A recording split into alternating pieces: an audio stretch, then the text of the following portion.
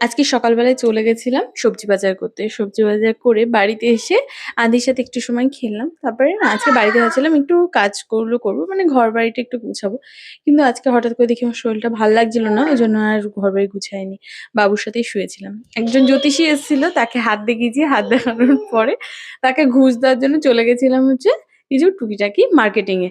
Marketing বলতে একটা tiffin box লাগতো আমার, যেটা লিক প্রুফ হবে, কারণ অফিসে খাবার-দাবার নিয়ে যাওয়ার জন্য না লাগে। আর তোমাদের বাবু আর আদির জন্য জুতো কিনছিলাম।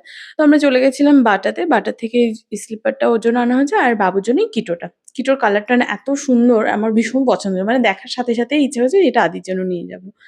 আর আমি মিশো থেকে এই বক্সগুলো অর্ডার করেছিলাম। অ্যাকচুয়ালি আমি আইস কিউব রাখার জন্য অর্ডার করেছি। বাড়িতে তো আছে, বাট বেশি পরিমাণে যাতে আমি একটু স্টোর করতে পারি তার জন্য আমি সিলিকনের ট্রেগুলো নিয়েছিলাম, আইস ট্রেগুলো। তো এটার মধ্যে আমি আজকে এবিসি জুসটা বানিয়ে রেখে দেবো। কারণ রোজ, রোজ সকালে বানিয়ে খাওয়াটা তো আমার পক্ষে পসিবল হবে না।